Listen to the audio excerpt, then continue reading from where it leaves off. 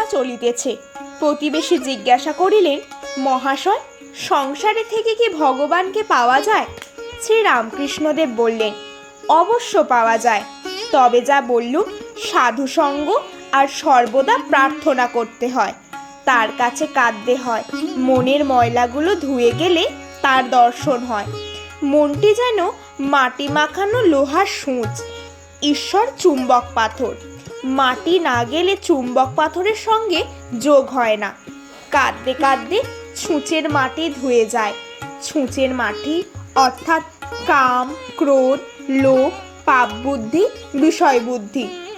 মাটি ধুয়ে গেলেই ছুঁচকে চুম্বক পাথরে টেনে লবে, অর্থাৎ ঈশ্বর দর্শন হবে।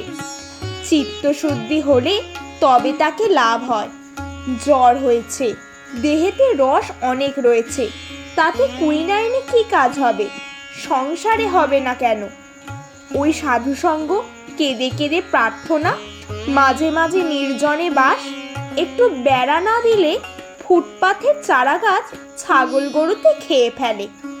প্রতিবেশী বলল, যারা সংসারে আছে তাহলে তাদেরও হবে? শ্রীরামকৃষ্ণদেব বললেন, সকলেরই মুক্তি হবে, তবে গুরুর উপদেশ অনুসারে চলতে হয়। বাঁকা পথে গেলে ফিরে আসতে কষ্ট হবে। মুক্তি অনেক দেরিতে হয়, হয়তো এ জন্মেও হলো না, আবার হয়তো অনেক জন্মের পর হলো। জনকাদি সংসারেও কর্ম করেছিলেন, ঈশ্বরকে মাথায় রেখে কাজ করতেন।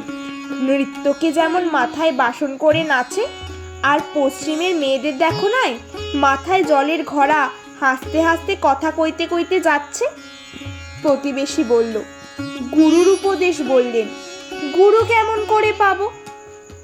রামকৃষ্ণদেব বললেন, যে সে লোক গুরু হতে পারে না, বাহাদুরি কাঠ নিজেও ভেসে চলে যায়, অনেক জীবজন্তুও চলে যেতে পারে।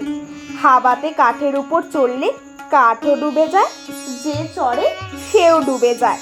তাই ঈশ্বর যুগে যুগে লোকশিক্ষার জন্য নিজে গুরুরূপে অবতীর্ণ হন। সচ্চিদানন্দই গুরু। জ্ঞান কাকে বলে, আর আমি কে? ঈশ্বরই কর্তা আর সব অকর্তা, এর নাম জ্ঞান। আমি অকর্তা, তার হাতের যন্ত্র। তাই আমি বলি, মা তুমি যন্ত্রী, আমি যন্ত্র। তুমি ঘরণী, আমি ঘর। আমি গাড়ি, তুমি ইঞ্জিনিয়ার। যেমন চালাও তেমনি চলি, যেমন করাও তেমনি করি, যেমন বলাও তেমনি বলি। নাহং নাহং তুহু তুহু।